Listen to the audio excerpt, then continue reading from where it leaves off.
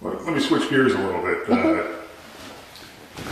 How do you decide to become a real estate developer? How do you get into this? And you fall into it a little bit. I mean, for me, I went to Roosevelt University and I commuted to college every day. And I watched the change of 46th and Oakenwald. I watched how those houses changed, and that's a landmark area right now, isn't it? I believe so. I believe it is. And I used to just ride by on the train every day, and I would watch. And I watched this transformation for the 5 years that I was in college. And it really impressed me. And I was just like, man, I want to kind of get into that. See, my parents always owned rental units. And I was brought up managing rental units. Okay, so you had some background in real estate to start with. Oh, yeah.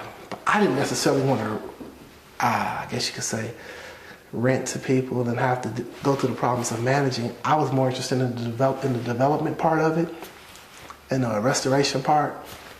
And I saw that neighborhood change. I saw that it was that one particular block. It went from cruddy to beautiful.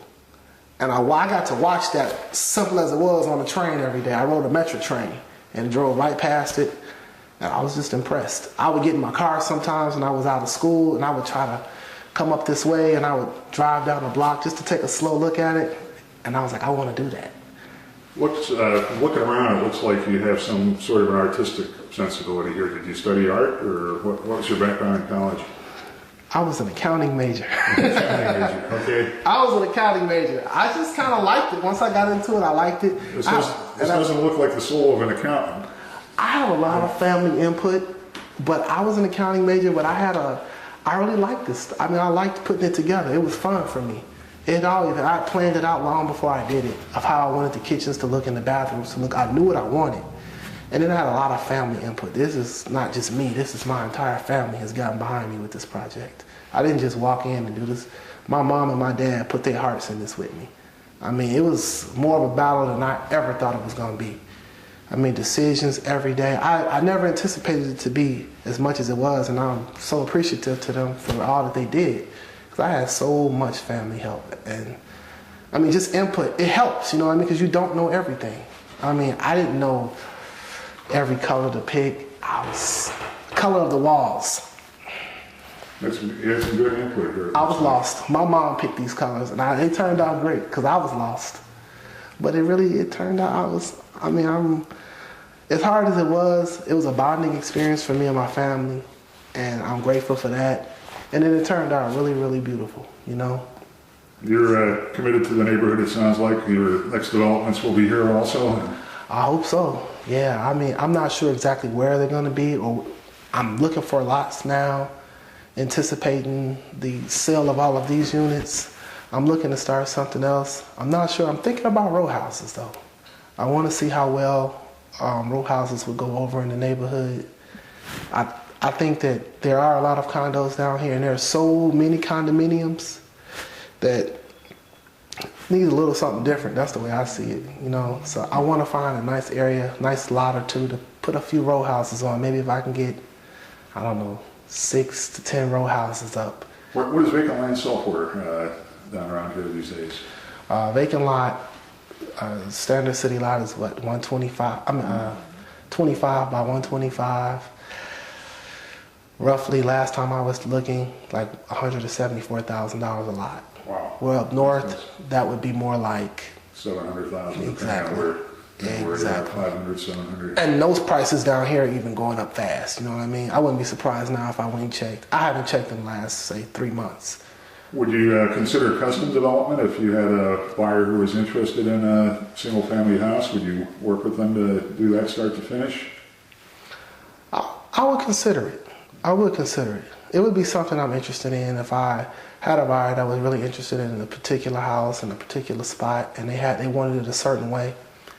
I mean, I've been able to make enough contacts, and it's not that hard, you know what I mean? It's just time consuming. And I mean, it takes a lot of time. And me personally, I think I will. I would. I probably would. I probably wouldn't turn it down just because I want the challenge of it. It's just for me, time. The only problem I have is time.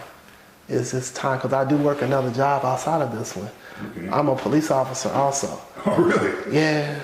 So I do that. And I work nights. I work midnights. What district do you work? I work the 5th District for the Chicago Police Department. What area, for people who don't know, what area? That would be the far south side of the city, the Roseland area. And That's a tough area, isn't it? yeah, it's tough. Roseland has a reputation down there. Yeah, they have a reputation, but like I always tell people, it is tough and it's bad, but it's not everybody. You have a lot of hardworking people down there, mostly hardworking people, just in any area that's really, most people say it's pretty bad. 70% of the people are hardworking people. You have a handful of people that make it bad for everybody else, and it just makes it look that bad and seem that bad. Now the ones that are bad, they're bad.